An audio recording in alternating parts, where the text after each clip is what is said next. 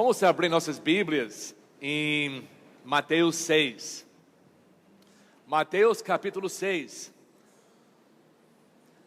Já faz muitas semanas que estamos falando sobre essa oração que Jesus ensinou aos seus discípulos, nós, como orar. Nós já falamos muitas coisas e tem muita coisa para falar ainda. E essa semana eu estava estudando, preparando mais uma mensagem para a próxima frase. E eu vi que seria difícil terminar até esse ano, só com essa oração. E eu quero terminar até capítulo 7, até o final desse ano. Então o que eu fiz hoje à noite,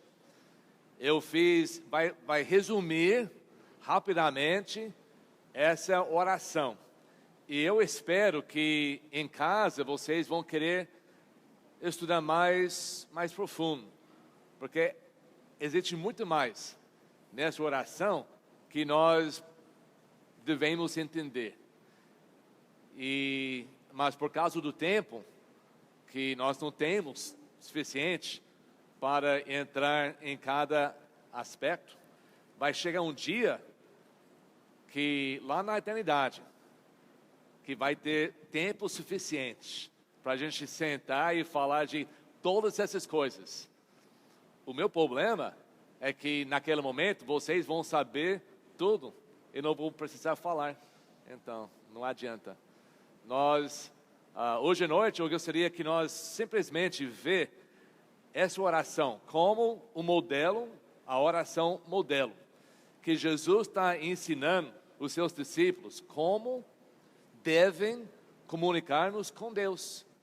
Uma coisa tão simples, mas tão importante, que bem no começo dessa mensagem, ele inclui essa ideia de orar. Eles oravam, nós já estudamos sobre isso. Os fariseus, os líderes religiosos já oraram e muito, mas tudo errado. Eu sei que no mundo existem muitas pessoas que oram para Deus. Nós aqui, nós oramos, mas será que nós oramos na maneira correta? Antes e hoje, para falar tanta informação e tantos versículos, eu estou fazendo aqui no telão, vai passar os versículos, para a gente passar mais rápido hoje à noite. E em vez de começando com Mateus, ele pode colocar no telão, e eu quero começar com esse versículo. O apóstolo Paulo, mais que 30, talvez 35 anos depois que Jesus se ensinou, ele estava ensinando as igrejas como orar, da maneira que Jesus ensinou. Se lembra que tudo que Jesus ensinou, tudo que está principalmente em capítulos 5, 6 e 7 de Mateus, a Sermão da Montanha, nós achamos toda a informação no Novo Testamento, ensinado pelos discípulos. Jesus ensinou os discípulos ensinaram as igrejas. Essa oração modelo que Jesus ensinou já faz mais de 30 anos que está sendo conhecido como orar.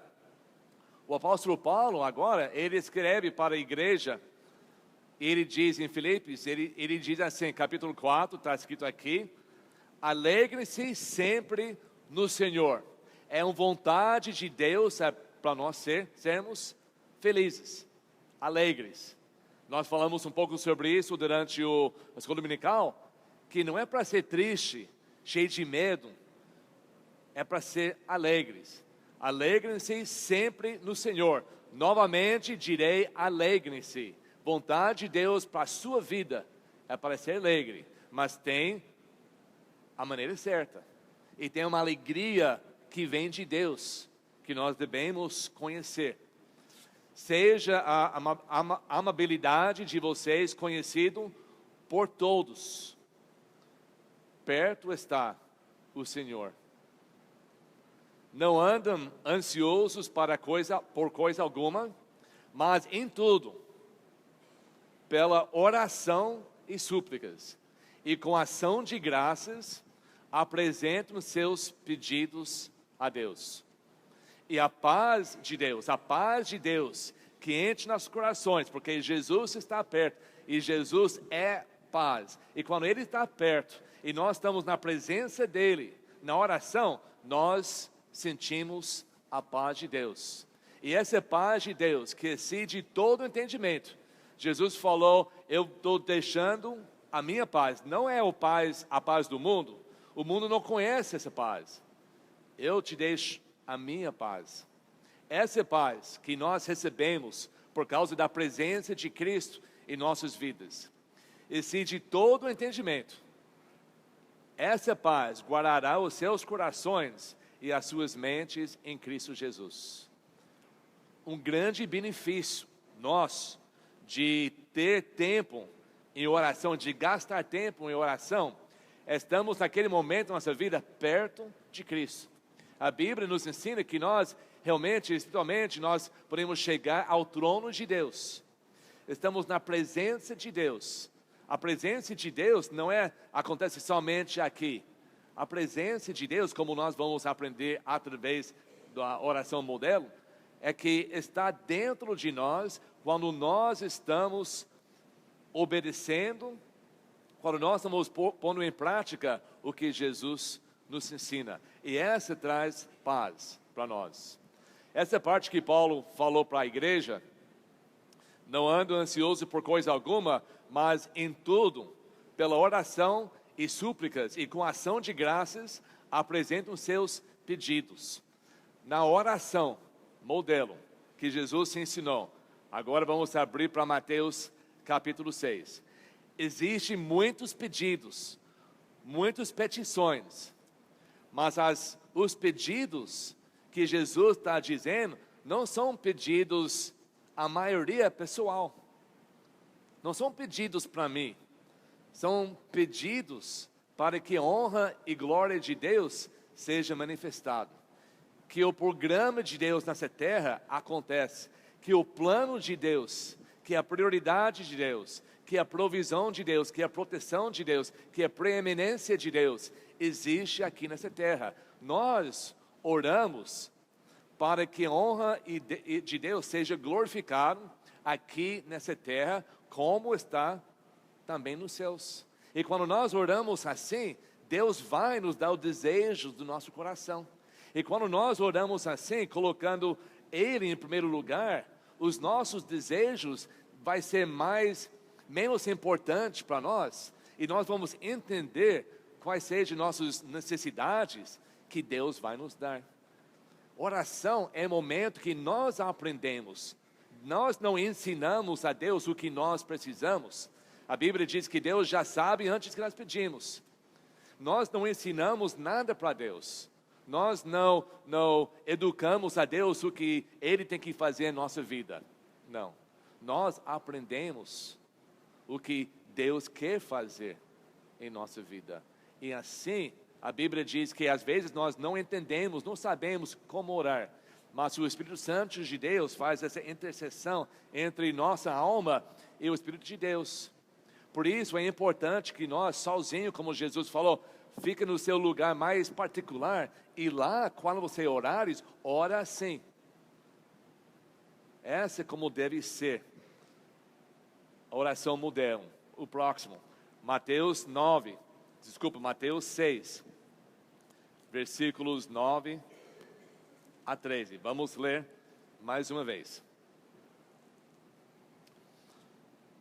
Vocês oram assim: Pai nosso, que estás no céu, santificado seja teu nome. Nós já falamos sobre isso.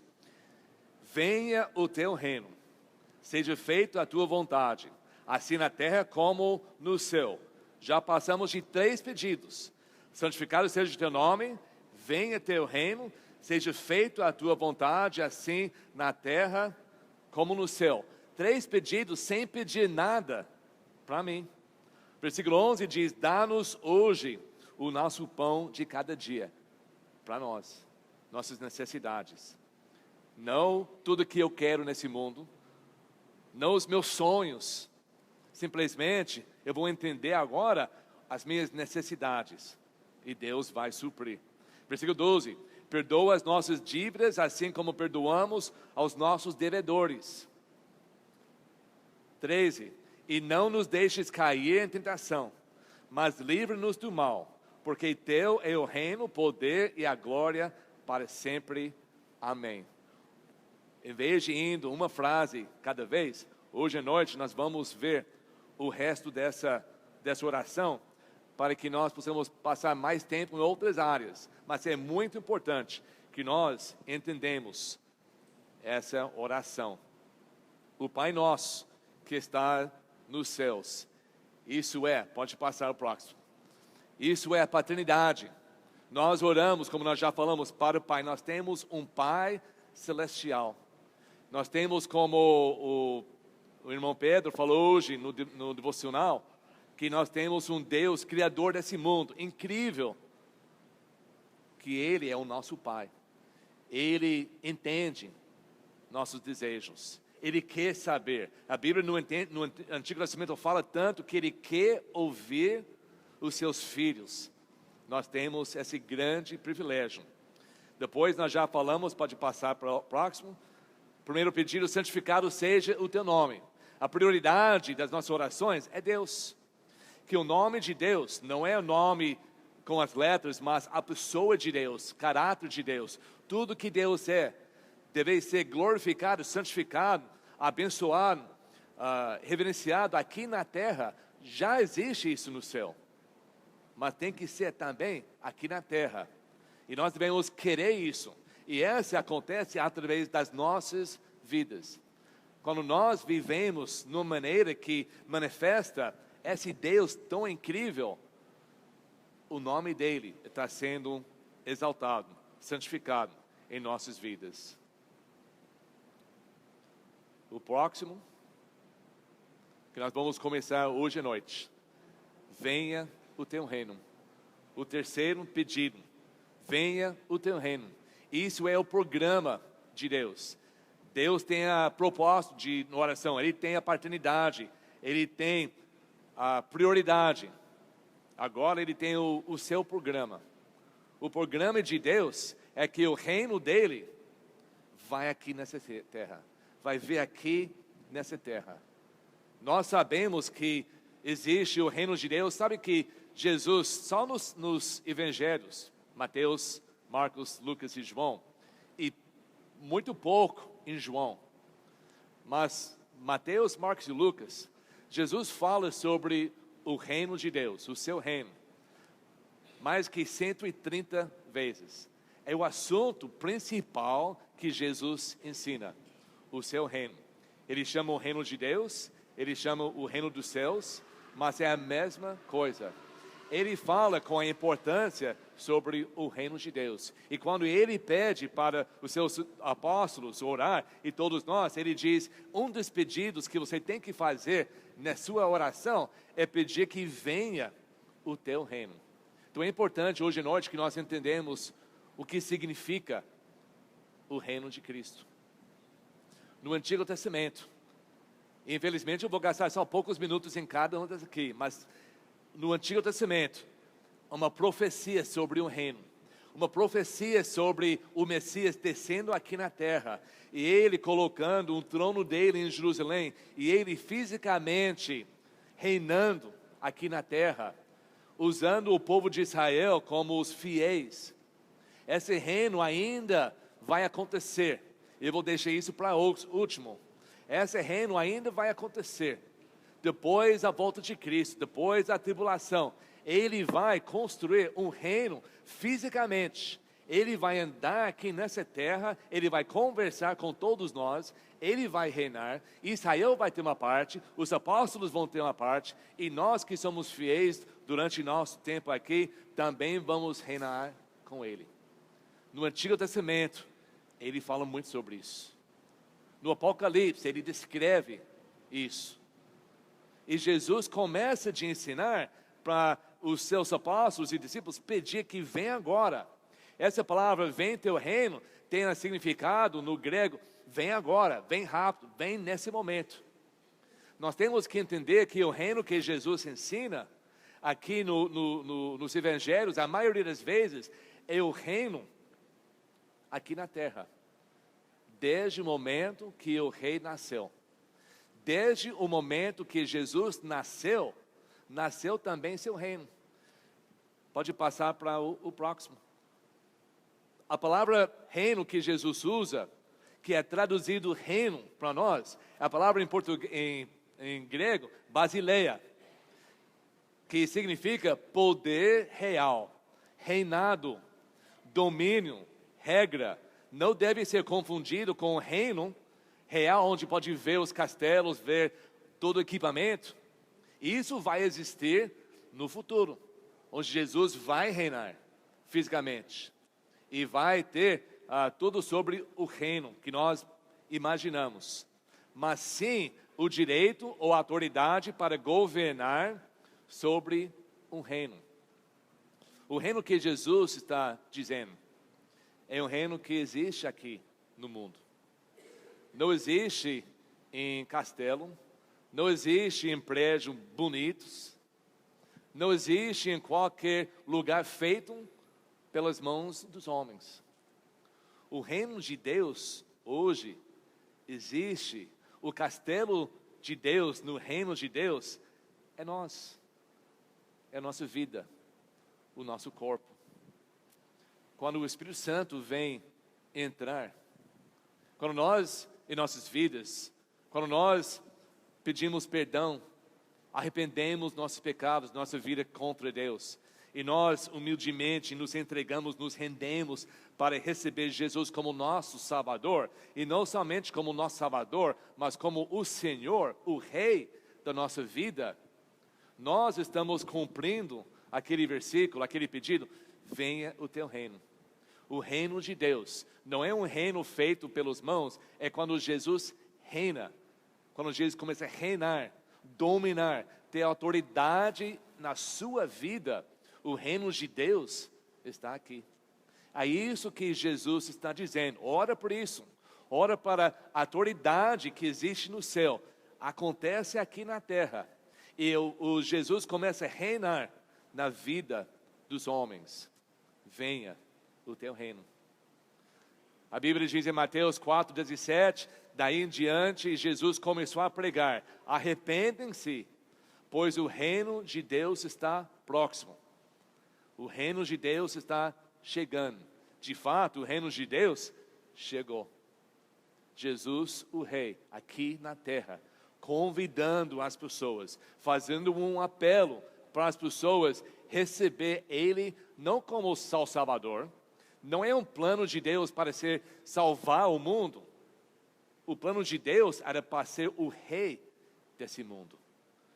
E Jesus um dia vai voltar, depois que acaba com todo o pecado, Ele vai voltar e Ele vai ser o Rei eternamente. Mas antes desse dia, Ele quer reinar em nossas vidas. Ele diz: arrependem, muda a sua vida, porque o Rei chegou. E o reino de Deus, não um lugar, mas uma autoridade, um reinado, chegou. Esse foi confuso os fariseus. Eles não entenderam isso. Os israelitas procuravam, esperavam um reino literal, um reino visível. E por isso eles rejeitaram Jesus como Messias. E eles tentaram entender isso. Em Lucas 17, de certa vez tenho sido interrogado pelos fariseus, os líderes religiosos que não receberam Jesus, quando viria o reino de Deus? Jesus respondeu: o reino de Deus não vem de modo visível, nem se dirá, aqui está ele, ou lá está, porque o reino de Deus está entre vocês. O reino de Deus está aqui, o reino de Deus está aqui. O reino de Deus está na sua casa. O reino de Deus deve ser na sua escola. Deve ser onde você trabalha. Porque quando vocês submetem a autoridade do rei, lá está o reino de Deus. É isso que Jesus está pedindo. Que venha esse reino. Romanos capítulo 14 diz: pois o reino de Deus não é comida nem bebida, mas justiça, paz, alegria no Espírito Santo. Aquele que assim serve a Cristo é agradável a Deus e aprovado pelo homem. não é um lugar, não é festa, não é isso, não é aquilo. É quando nós obedecemos, quando nós submetemos, e nós somos servos no reino, que o reino está aqui. Jesus falou em Mateus, que nós vamos ver daqui a algumas semanas: busquem, pois, em primeiro lugar, o reino de Deus e a sua justiça, e todas as outras coisas lhes serão acrescentadas. Todas as suas necessidades Ele vai dar. Se o reino de Deus fosse uma coisa, um lugar que vai somente aparecer lá no futuro, depois da tribulação, porque Jesus está ordenando que nós buscamos agora? Seria ridículo buscar alguma coisa que Ele sabia que nem os apóstolos 2 mil anos atrás jamais viria. Ele está falando não de um reino daqui no futuro, mas o que está presente.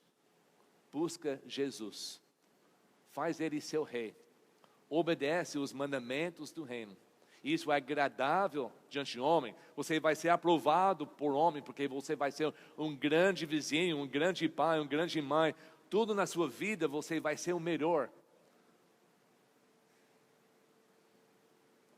Isso que Deus quer, que nós buscamos, que nós entendemos o reino. E isso é o programa de Deus. Deus tem um programa, desde o início, lá nos corredores de eternidade, antes que Ele criou o mundo, antes que Ele criou o homem. Jesus, o Pai e o Espírito Santo conversava, planejava, já tinha um programa. Nós temos um programa aqui na igreja. Você entra, pega, vai cantar, vai orar, vai pregar, vai ir, tem um programa. Deus já tem esse programa. Essas coisas vão acontecer. O programa de Deus é que o seu reino existe aqui nesse mundo. Esse é pedido do reino de Deus vir, é um pedido evangelístico. Por quê? Porque para o reino de Deus vir, nós vamos ter que falar sobre o rei. Nós vamos ter que convidar as pessoas para conhecer o rei. E quando nós conversamos, quando nós fizemos o apelo, quando nós vivemos uma vida que demonstra quem é esse rei de verdade na vida de alguém, as pessoas podem receber. E quando eles recebem Jesus, o reino cresce. É isso que nós devemos pedir. Vamos pedir que o reino vir. Vamos então fazer nossa parte. Vamos preparar. A próxima parte, outro pedido: seja feita a tua vontade, tanto na terra como no céu. É um plano de Deus. Ele tem um programa, também tem um plano. Como isso vai acontecer? Somente quando nós recebemos e aceitamos o plano de Deus.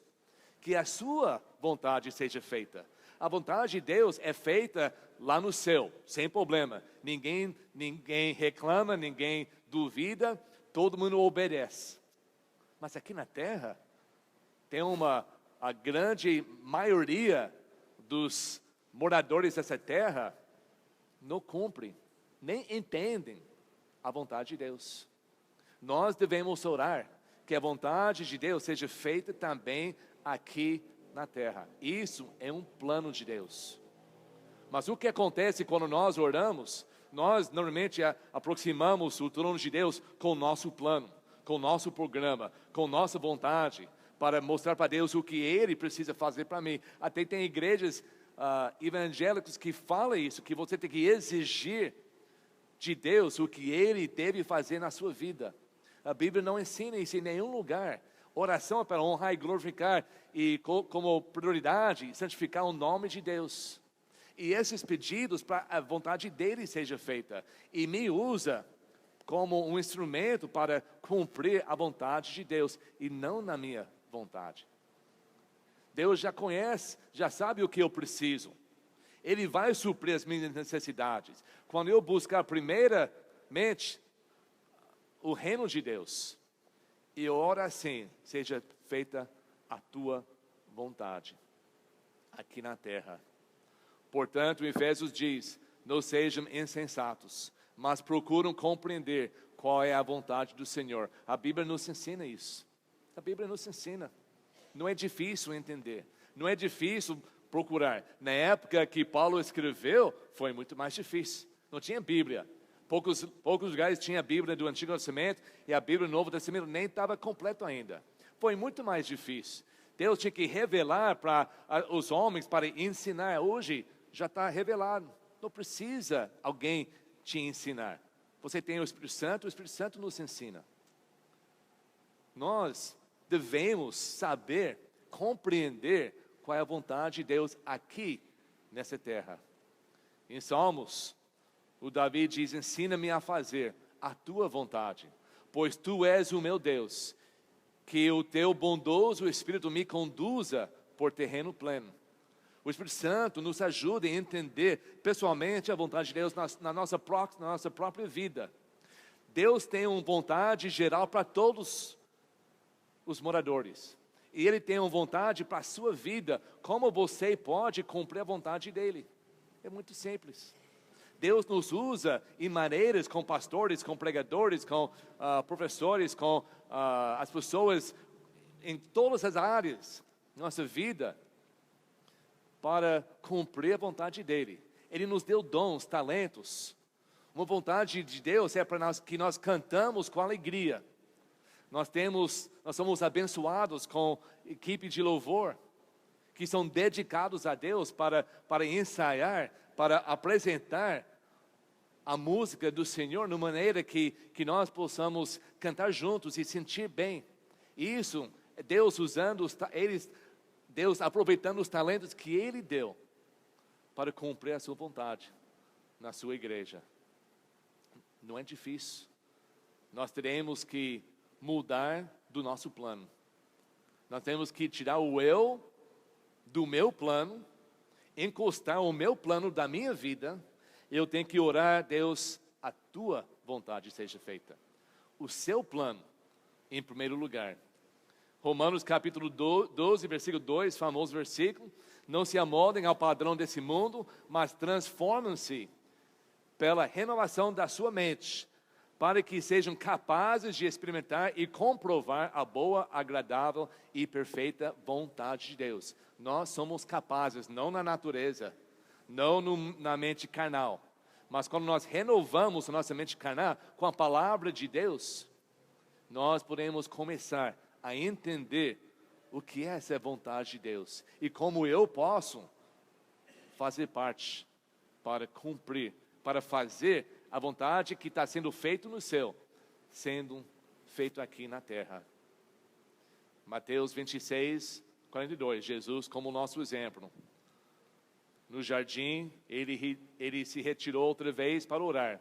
Meu Pai, se não for possível afastar de mim esse cálice, está falando sobre a crucificação, sem que eu o beba, que eu faço, faça-se a tua vontade. Será que nós conseguimos orar assim? Tem muita coisa que eu gostaria de fazer, tem muita coisa que eu gostaria de ser. Eu não quero talvez sofrer, eu não quero sacrificar tanto, eu gostaria de fazer essa outra coisa, mas Deus, eu quero a sua vontade, seja feito. Pessoas nos pedem, ora para mim, ora para essa pessoa que está doente, ora por isso, ora para aquilo, ora que Deus cura, ora que me dá um emprego, ora... Nós temos que orar para a vontade de Deus seja feito.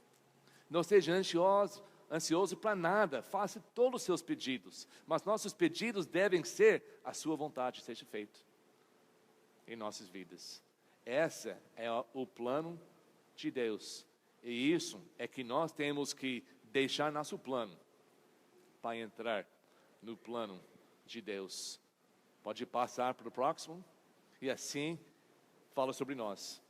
Dá-nos hoje o nosso pão de cada dia. Essa fala da provisão. Deus quer, Ele é o Pai. Não existe um pai que ama suas crianças que não quer providenciar, que não quer ajudar, que não quer fazer o melhor para os seus filhos. Não existe um pai. Até Jesus falou isso, vocês sendo maus, quer dizer, homens, Você sabe dar coisas boas para os seus filhos, quanto mais o perfeito Pai Celestial sabe dar as coisas.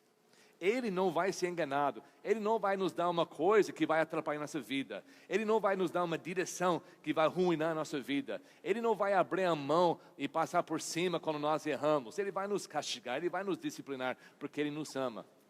Ele não vai deixar nada acontecer se quando nós seguimos a Ele, que não seja para o melhor para a nossa vida. Para a nossa vida agora e muito mais, para a nossa vida eterna. Porque Ele nos ama.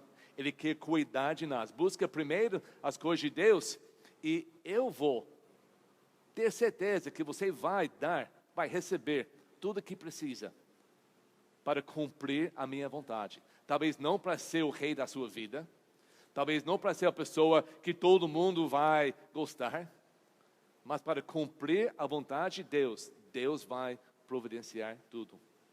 Nós devemos pedir o pão o nosso pão de cada dia. Como eu já falei outra vez, esse mostra que nós dependemos nele. Dependemos todos os dias. Quando Deus deu o manã para os israelitas no começo da jornada no deserto, quando não tinha comida, Ele deu uma quantidade todo dia. E o que eles podiam pegar para comer aquele dia, eles pegaram. Se eles pegaram mais que eles podiam comer, estragou tudo. Jesus falou, pega tudo. Amanhã eu vou te dar mais. Mas pega só para hoje.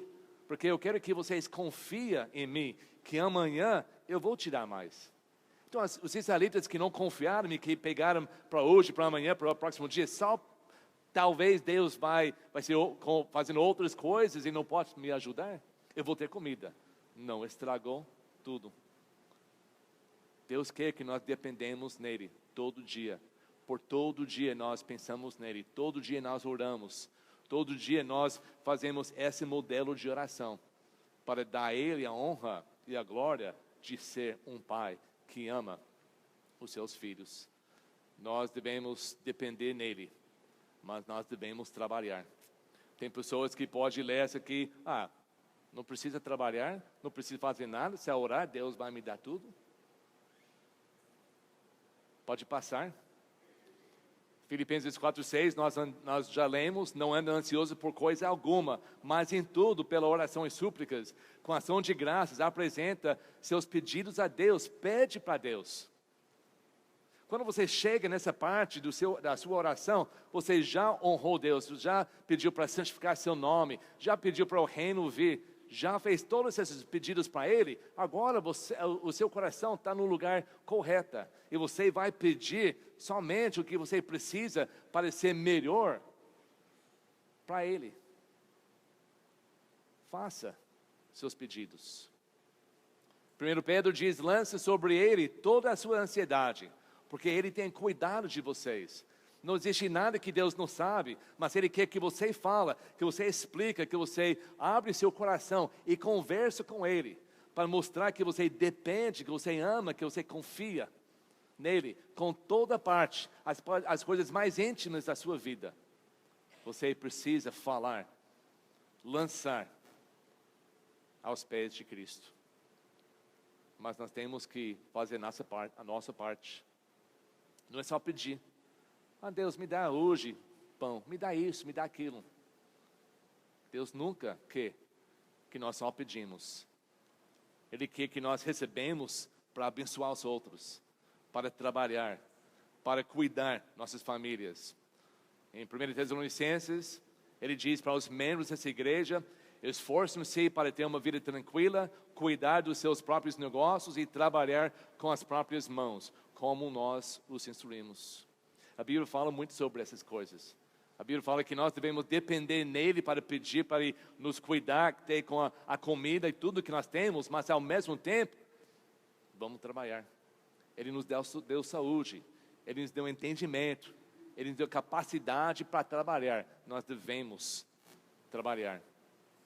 Segundo Tessalonicenses capítulo 3 diz, quando ainda estávamos com vocês, nos lhes ordenamos isso. Se alguém não quiser trabalhar, também não coma. Não coma. Coma. Não deve. Infelizmente, tem muitas pessoas que não querem trabalhar e quer pedir, quer orar. Acho que Deus vai dar alguma coisa. Não está falando sobre pessoas que não têm condições. As pessoas que têm condições para trabalhar e não trabalham, eles não devem comer. Isso é difícil para nós. Isso é difícil, nós não sabemos a situação. A pessoa pede comida na rua, e a gente ajuda. Mas Deus não aceita. Nós fazemos para ajudar. Nós fazemos para cumprir nosso dever diante de Deus, de dar. Mas Deus não vai abençoar. 1 Timóteo diz, se alguém não cuida de seus parentes, especialmente de sua própria família, negou a fé e é pior do que um descrente. Deus pensa muito que nós devemos trabalhar. Nós devemos ser um bom exemplo em nossas comunidades. E como nós devemos trabalhar para nosso pão, pedimos para nosso pão e assim trabalhamos. Tudo o que fizeram, façam de todo o coração, como para o Senhor e não para os homens. Você trabalha para ganhar o seu pão, que Deus abençoou você com o trabalho. Você deve fazer, não para agradar só a pessoa, o chefe, mas trabalha como se fosse para Deus. Faça o seu melhor. Honra o Deus. É a pior coisa que o chefe, o dono da empresa tem que falar para você, o que você está fazendo. Não é que você não consegue, é que você não quer fazer. Você não está dando esforço, não está fazendo o que deve fazer, não está tratando isso da maneira correta. Deus está vendo tudo isso. Deus está abençoando ou não as nossas vidas, também onde nós trabalhamos. É muito importante que nós entendamos essa parte também da nossa oração. Outro pedido, perdão. Perdoa-nos as nossas dívidas, como assim nós perdoamos aos nossos devedores. Está falando aqui sobre pecado. Quando você faz uma ofensa contra uma pessoa, está devendo. Infelizmente, enquanto nós vivemos aqui nessa terra, sempre vai ter essa luta na sua vida, na minha vida, para desobedecer, para fazer coisas erradas. Deus nos deu o Espírito Santo para nos fortalecer. Ele nos deu a sua palavra divina para seguir. Ele nos deu entendimento para entender a vontade de Deus, para não pecar. Mas diz em 1 João, mas se pecar, deve confessar. Temos que ficar em dia com Deus. Nós devemos pedir perdão dos nossos pecados. Nós não devemos deixar acumular. A Bíblia nos ensina que quando nós pecamos, nós nos separamos da presença de Deus em nossas vidas. Nós perdemos o privilégio de chegar e fazer mais pedidos, enquanto há pecado escondido em nossas vidas. Nós devemos nos pedir perdão. Nós devemos chegar ao trono de Deus em nossas orações, para nós mesmos. A Bíblia diz em 1 João 1,9, se confessarmos os nossos pecados, Ele é fiel e justo para perdoar os nossos pecados e nos purificar de toda injustiça. Eu quero mostrar rapidamente, tem 3 áreas hoje à noite, em que, na maneira correta, bíblica, como nós podemos ser perdoados os nossos pecados. Os nossos pecados nos separam de Deus. Eu tenho que ser perdoado. Tem 3 maneiras. Primeiramente, tem que confessar. Uma confissão é quando nós concordamos com Deus que o que eu fiz é contra a vontade dEle. Quando eu fiz confissão, eu não tenho que fazer para uma pessoa, eu tenho que fazer para Deus. Que o Jesus é o mediador entre homem e Deus. Eu tenho que abaixar, tenho que humilhar, tenho que confessar aquilo que eu fiz. Eu sei que é contra a sua santidade. Eu estou confessando que eu estou errado. Isso é humildade. Todos os pecados, depois da nossa salvação, ele está falando para as pessoas salvas, depois da nossa salvação, nós temos que confessar, senão nós não vamos receber perdão. Ele diz, se nós conversarmos, Ele vai então nos perdoar e nos purificar de toda injustiça. Não importa o que aconteceu.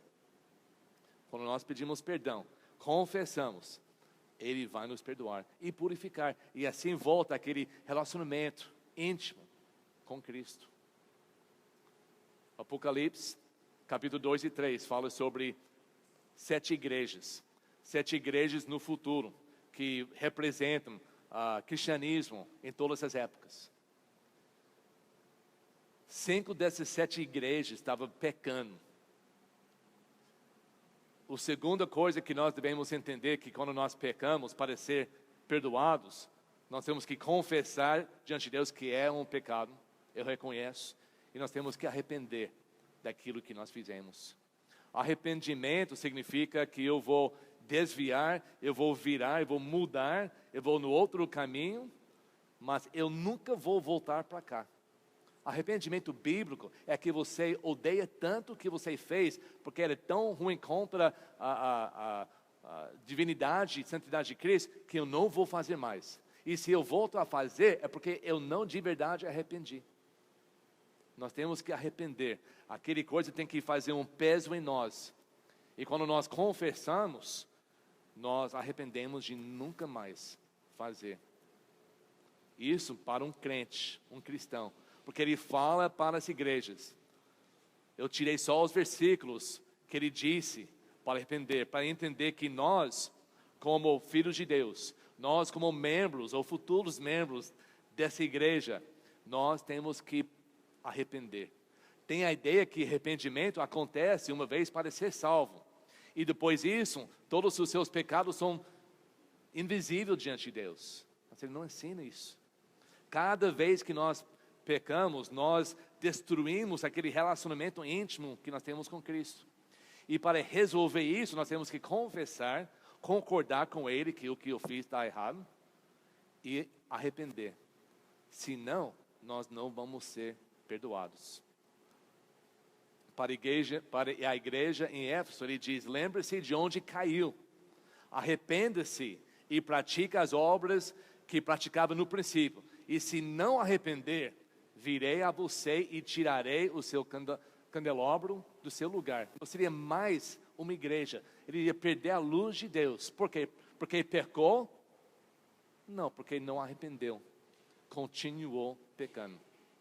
Quando nós continuamos pecando, podemos confessar, falar para todo mundo que está errado, mas se nós continuamos pecando é porque nós não arrependemos. E quando nós não arrependemos, nós vamos perder o privilégio de ser a luz de Deus.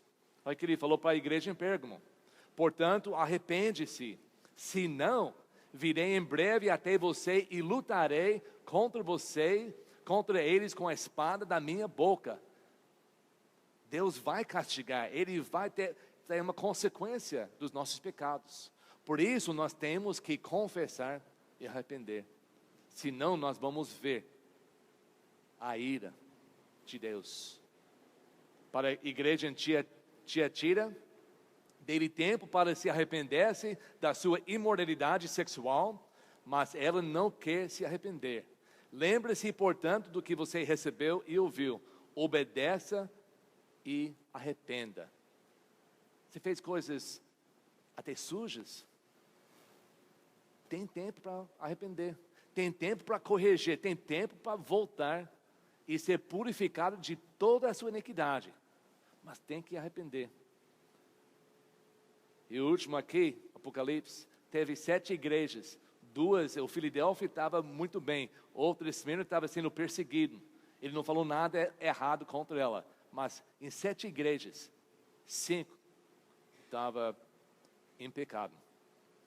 Ele diz para a igreja em Laodiceia: repreendo e disciplino aqueles que eu amo. Por isso, seja diligente e arrependa-se. Se você fez alguma coisa, cometeu um erro, confessa. Porque você não tem você não pode andar junto com Deus, com Cristo mais. Ele não pode andar com imoralidade, não pode ficar perto.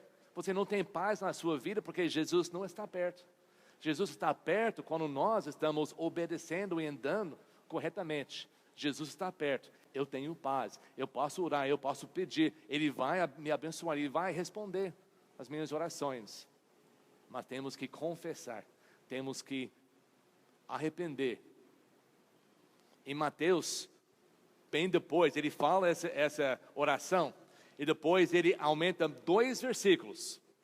Ele explica melhor. Ele não explica os outros, mas depois em Mateus 6, a oração modelo, termina com capítulo 13. E 14 e 15 ele explica o que ele falou nesse versículo sobre perdão. Terceiro requisito para perdoar os seus pecados. O primeiro é confessar, o segundo arrepender de verdade, e a terceira, ele explica Mateus 6. Pois se perdoarem as ofensas uns dos outros, o Pai Celestial também lhes perdoará. Mas se não perdoarem uns aos outros, o Pai Celestial não lhes perdoar as ofensas. Você pode confessar, você pode arrepender e nunca mais fazer, mas se você e eu, se nós não perdoamos os outros das ofensas que fizeram contra mim, Deus não vai te perdoar. Você acha certo, você acha errado, você acha muito pesado, muito forte, não importa. A realidade. Alguém fez alguma coisa contra você? Eu sei que tem pessoas aqui que houve coisas horríveis na sua vida, que foi muito maltratado, e tem uma mágoa dentro de você, ou até uma raiva, que você pensa que nunca podia perdoar a pessoa que fez isso.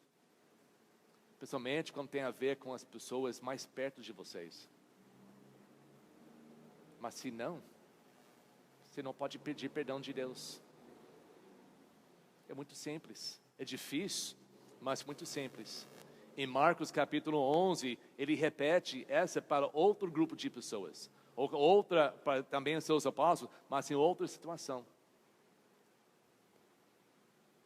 Essa parte é difícil. Por isso ele explica em versículo 14 e 15, se nós não perdoamos os outros, nós não vamos receber o perdão de Deus. E todos nós temos que ter o perdão de Deus. Essa deve ser incluída dentro da sua oração. E a ideia aqui é para não esperar para a pessoa pedir perdão. Mas o tal nunca pediu perdão. Não precisa pedir. Nós não vamos perdoar o pecado do homem diante de Deus. Nós vamos perdoar a ofensa que fez contra mim. Eu não vou guardar raiva e mágoa, dor. Eu vou deixar, vou esquecer. Isso não vai ser para melhorar a vida dele, porque as pessoas talvez nem ligam. Mas eu estou limpando a minha consciência. Eu estou purificando a minha vida quando eu perdoo os outros.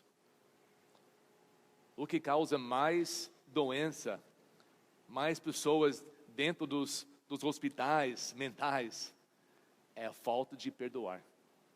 Cria alguma coisa dentro do corpo. Os médicos até falam isso. Raiva, estresse, mágoa. Todas essas coisas criam doenças. Perdoa. Se livre da pessoa. Não fica pensando mais. Entrega a pessoa para Deus. Se livre. Perdoa. E assim, o seu Pai Celestial pode ser livre para te perdoar. Muito importante. O próximo.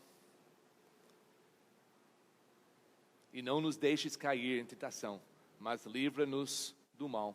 Nós temos que entender que até no reino de Deus, aqui na terra, enquanto nós estamos em submissão ao nosso rei, não vai passar um dia que o inimigo de Deus vai tentar destruir a sua vida. Isso vai acontecer. Nós temos que pedir a direção de Deus. Nós temos que pedir a proteção de Deus. Ele, como Pai, quer nos proteger. Mas Ele quer que nós Todas essas coisas, Ele está pronto para fazer, mas Ele quer que nós pedimos, que essa mostra a nossa confiança e dependência nele. Ele quer nos proteger de todo o mal. Em 1 Coríntios capítulo 10, assim aquele que julga estar firme, orgulho, cuida-se para que não caia. Não sobreveio a vocês tentação que não fosse comum aos homens. E Deus é fiel. Ele não permitirá que vocês sejam tentados além do que podem suportar. Mas quando, não se, aqui é quando, que não é se acontecer, isso é quando, vai ser tentado pelo diabo para cair da graça de Deus, vai ser tentado pelo diabo para destruir a sua vida com Deus. Todos os dias, como diz naquele música que nós cantamos, todos os dias vem a tentação, todos os dias. Ele não dizendo se, quando ele falou de pecar, se pecar, opcional, se pecar, então pede perdão, confessa. Mas quando acontece a tentação, você deve ser pronto, preparado por isso, que vai acontecer. Quando forem tentados, Deus, lhes providenciará um escape, para que o possam suportar. Por isso, meus amados irmãos, fujam da idolatria. Não faça superstições não, acredite em Deus. Vai ter tentações, vai ter obstáculos na sua vida. Satanás vai trabalhar dia e noite com seus demônios para destruir a sua vida cristã. Fica preparado. Mas não fique desesperado achando que é só eu. Ele diz, o que acontece para você é comum para todo mundo. Não acha que alguma coisa vai acontecer só para você e que você não tem condições ou ninguém entende nada. Essas coisas acontecem por 6.000 anos. Satanás está fazendo isso. São tentações comuns. E Deus, seu Pai, que conhece toda a sua vida, conhece todas as suas coisas fortes, as suas fraquezas, Ele vai limitar. Nós vimos isso no livro de Jó. Deus limita o poder que Satanás pode ter na vida de qualquer pessoa. Ele vai limitar o poder de tentar na sua vida e não vai ser além do que você pode suportar. Isso, promessa de Deus. Eu estou passando por dificuldade, Deus vai me dar poder para não fazer, para não cair. Mas você tem que entender que quando forem tentados, que vai acontecer. 1 Pedro, capítulo 5 diz, sejam sóbrios e vigiem. O diabo, o inimigo de vocês, anda ao redor como um leão, rugindo e procurando a quem possa devorar. Resistam-lhe, permanecendo firmes na fé, sabendo que os irmãos que você tem em todo o mundo estão passando pelos mesmos sofrimentos. De novo, Pedro fala que não é só vocês, acontece para todos que estão servindo a Deus, porque Ele está ao seu redor, querendo te destruir. Por isso Jesus fala, ora, Deus, não me deixes cair, livre-me do mal. E Ele vai nos dar essa proteção, Ele vai nos dar essa direção, Ele nos dá a armadura de Deus para revestir todos os dias, para não ser derrotado pelo Satanás. Ele vai providenciar a parte espiritual da nossa vida, além da parte física, também espiritual, para não cair na tentação e para não ser derrotado pelo Satanás. Deus vai fazer isso para nós, mas nós temos que pedir. Todos os dias nós temos que pedir, senão nós saímos sozinhos para enfrentar o inimigo. Deus quer que nós pedimos. A Bíblia diz em Tiago, uma promessa, portanto, submetem-se a Deus, resistam o diabo, que tem esse poder, e ele fugirá de vocês. Essa é como nós devemos viver nossa vida. Não preocupado com o que ele vai fazer, mas muito preocupado e ocupado em fazendo a obra de Deus. E mais que nós fazendo a obra de Deus, nós não vamos ter tempo para cair nas tentações. Nós vamos reconhecer como tentações e nós vamos permanecer submissos a Deus, e Satanás vai fugir. Ele vai procurar outra pessoa mais fraca, como aqueles animais selvagens que os leões, eles procura no rebanho o animal mais fraco, mais lento, mais devagar, e ele come. Não seja esse crente mais fraco, mais devagar, mais lento, bem atrás, bem longe do pastor. A ovelha do lado do pastor nunca vai ser derrotada. Vamos submeter-se a Deus e Satanás vai embora. E finalmente dessa parte, outra promessa, 1 João 4:4, filhinhos, vocês são de Deus e os venceram, porque aquele que está em vocês é maior do que aquele que está no mundo. Não precisa cair em tentação, não precisa se entregar para fazer mal, não precisa justificar que eu sou fraco, eu sou pecador, eu sou isso. Não, vamos ser vencedores. Nós já vencemos o mundo. Por quê? Porque eu fiz alguma coisa grande? Não, porque maior é Cristo em mim do que o diabo no mundo. Ele me deu o poder, não somente para resistir, mas para vencer. É isso que nós temos. E nós temos que lembrar isso. Nós devemos pedir para Deus e lembrar o que Ele fez em nossas vidas.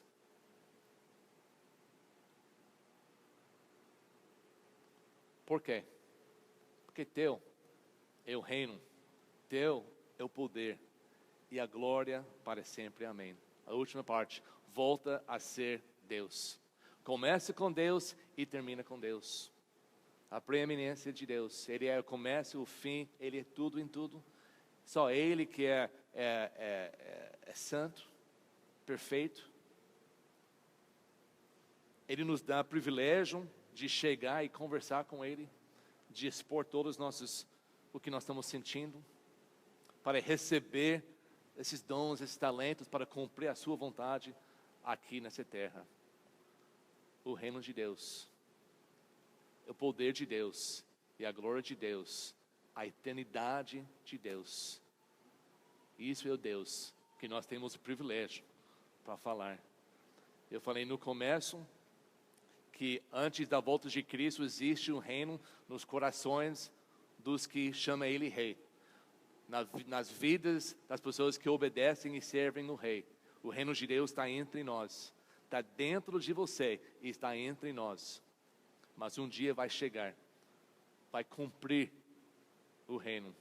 Em Mateus 25, falando sobre os últimos dias, quando o Filho do Homem, Jesus, vier em sua glória, com todos os anjos, a sentar-se em seu trono, na glória celestial. Todas as nações serão reunidas diante dele. E ele separará umas das outras, como o pastor separa as ovelhas dos bodes. E colocará as ovelhas da sua direita e os bodes à sua esquerda.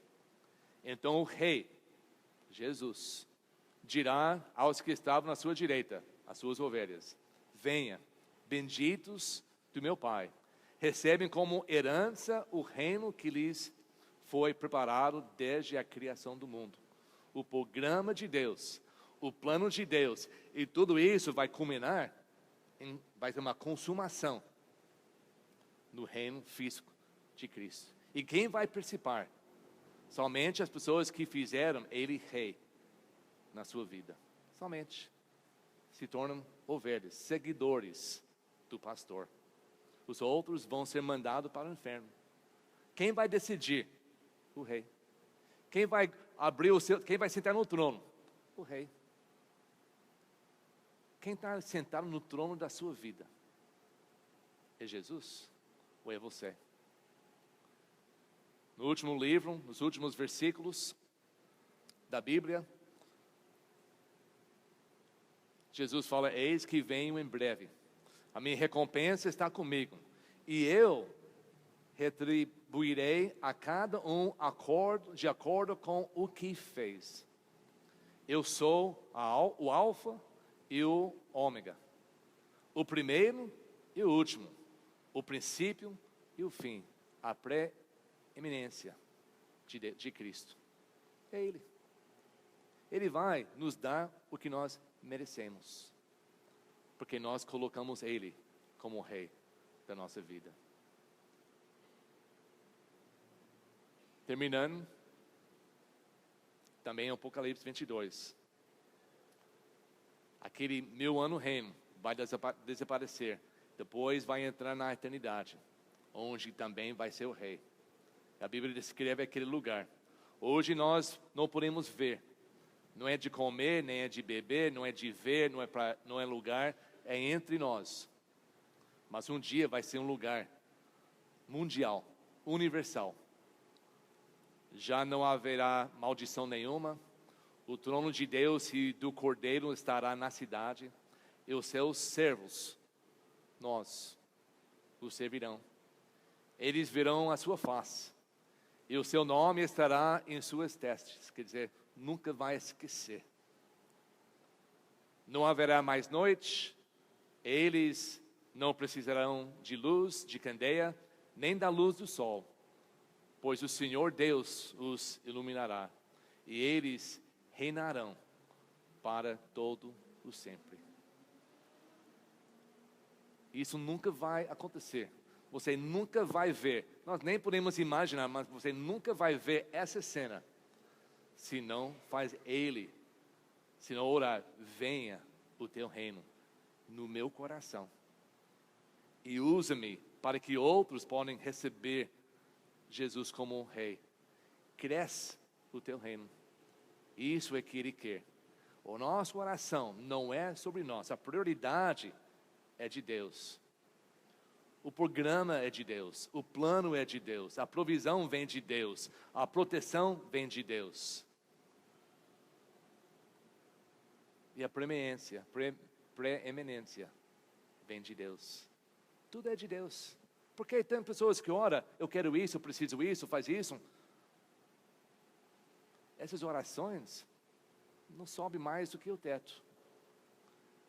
Eu vou pedir para o Tiago vir aqui para preparar uma música. Enquanto ele está chegando, tem só mais um versículo na conclusão. Provérbios 28, versículo 9. Se alguém se recusa a ouvir a lei de Deus, a palavra de Deus, até suas orações serão detestáveis. É muito forte. Tem pessoas que eu conheço que não honram Deus com suas vidas, que não obedecem, não ouvem a palavra de Deus, não vão nas igrejas para saber, para aprender, não vão para honrar Deus, tem a sua ideia de como deve ser, recusa, rejeita o que a Bíblia diz, mas ainda acha que tem direito de orar e até exigir coisas de Deus. Essas orações são detestáveis, mas não são somente das pessoas do mundo, mas nós, quando nós não queremos saber o que a Bíblia diz, quando nós recusamos ler, estudar, aplicar, obedecer, e aí nós oramos para Deus, será que nossas orações também se tornam detestáveis? Jesus nos ensina então como orar. Quando você ora assim, faça isso, pede isso, e Deus vai fazer isso.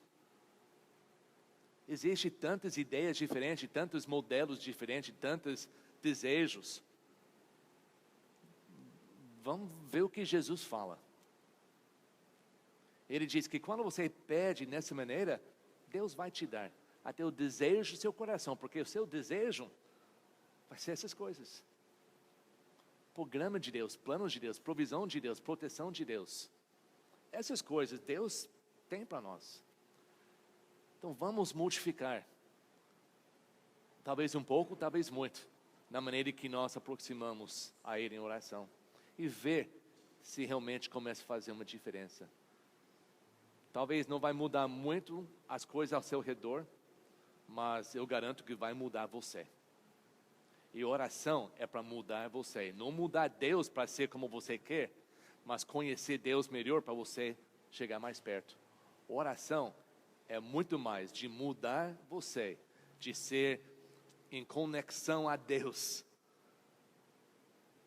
compatível com Deus do que você exigindo que Deus faça alguma coisa na sua vida. Deus já fez. Jesus já morreu na cruz para você. Que mais nós queremos exigir de Deus? Nós devemos pedir para Ele nos usar, nos dar os ferramentas necessárias em nossas vidas para ser um servo fiel. Só isso que eu quero. Enquanto nós ficamos em pé, nós cantamos esse último hino. Analise a sua vida com Deus, suas orações. Você está sendo uma pessoa muito egoísta, só pedindo, seu plano, seu programa, seu isso, eu, me, meu. Ou você está mais interessado nas coisas de Deus? Deus nos salvou para servir, não para ser servido. Vamos mudar um pouco da nossa mentalidade e vamos ser transformados, conformados à imagem de Cristo. Amém? Vamos cantar.